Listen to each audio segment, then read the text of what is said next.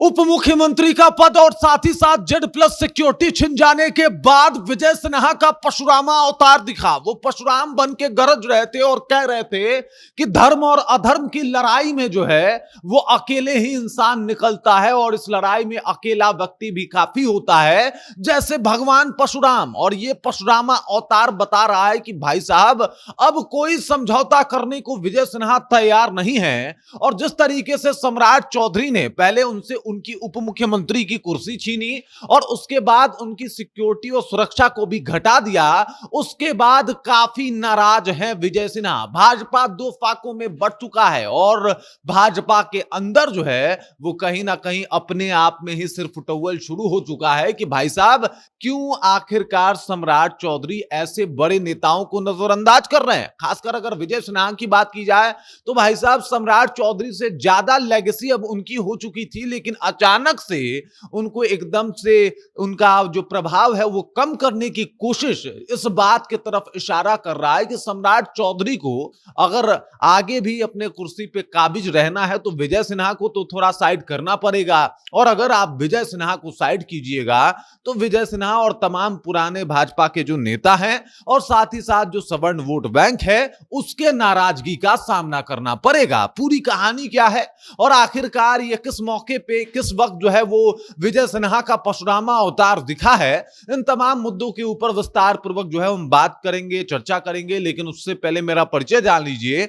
मेरा नाम है रजत और आप जनता जंक्शन देख रहे हैं। देख लीजिए, सम्राट चौधरी मुख्यमंत्री बनाए जाते हैं और उसके बाद जो है वो आप देख सकते हैं कि इनके साथ इनके मंत्रिमंडल में दो ही लोग अभी शामिल हैं। कुल तीन लोग मिलके पूरा बिहार देख रहा है। मतलब एक तो ये हो गए और जेडीयू के दो नेता, एक विजय चौधरी हो गए, एक ब्रजेंद्र यादव हो गए, ये दोनों मिलके और साथ ही साथ सम्राट चौधरी, ये तीनों मिलके जो है वो अभी बिहार को देख रहे हैं, संभाल रहे हैं। लेकिन अगर विजय सिन्हा की बात की जाए जो एक बेहतरीन जिम्मेदारी उठा रहे थे, जो एक बेहतरीन तरीके से जो है वो बिहार को चला रहे थे, उनको अभी कोई पावर नहीं मिला। और पावर नहीं मिलना ये तो एक और बात है, लेकिन उनका जेड प्लस सिक्योरिटी उनसे छीन लेना इस बात की तरफ इशारा कर रहा है कि भाई साहब वो अब उनका कद जो भाजपा में पहले दिखता था उसको घटाने का प्रयास जो है वो किया जा रहा है। कौन कर रहा है? सम्राट चौधरी। अब सम्राट चौधरी क्यों कर रहे हैं ये भी आपको बता देता हूं, या फिर सम्राट चौधरी का ही नाम क्यों लिया ये भी आपको बता देता हूं।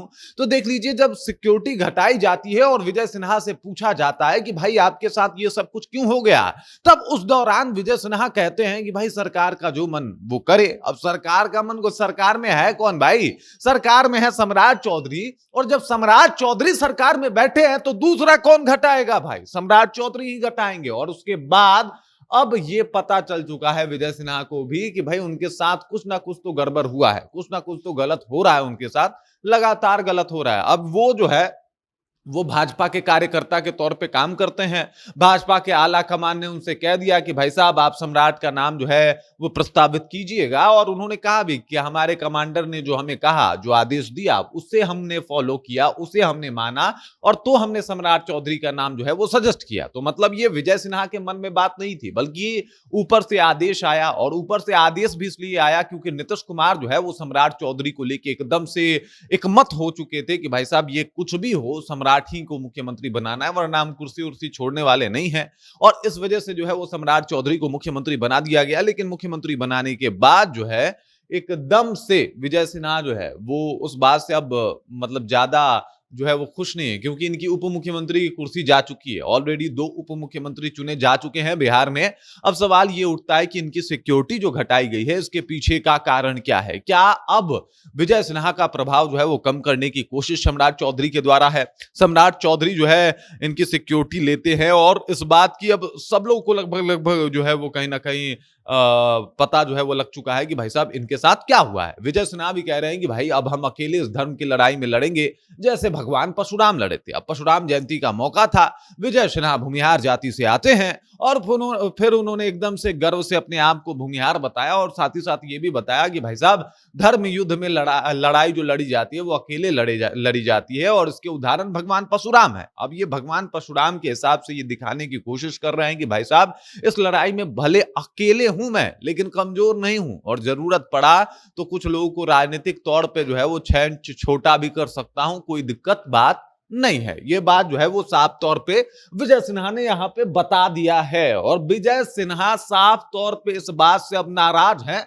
जो कुछ भी सरकार में हो रहा है और ये बातें बता रही है कि भाजपा के अंदर, भाजपा के अंदरूनी मामले अगर देखे जाएं तो वहां पे जो है सब कुछ घौच पौच है, कुछ भी ठीक नहीं चल रहा है और विजय सिन्हा जो है वो उनका एक अपना अलग मानना है।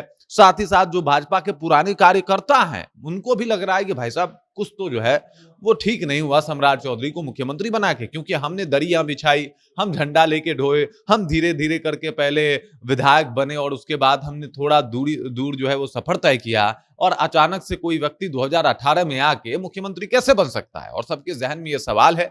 सब लोग कहीं ना कहीं अपने आला कमान से खफा हैं, भाजपा से खफा हैं और भाजपा के कोर मेंबर्स जो है वो अब सम्राट चौधरी से नाराज हैं। ये बातें बता रही है कि भाई साहब भले सम्राट चौधरी मुख्यमंत्री बन गए हों लेकिन अंदर जो चल रहा है वो बहुत बुरा है और इसके सीधे साधे उदाहरण है, जीते जागते उदाहरण है विजय सिन्हा, जो अब धीरे धीरे अपने बातों में इशारे भी दे रहे हैं कि भाई वो सम्राट की सरकार से ज्यादा खुश नहीं है। बाकी इस खबर, इस जानकारी को लेकर आप क्या सोचते हैं, आपके जहन में क्या कुछ चल रहा है, कमेंट कीजिए, अपना विचार हम तक पहुंचा दीजिए। बाकी आप देख रहे हैं जनता जंक्शन और मेरा नाम रजत है।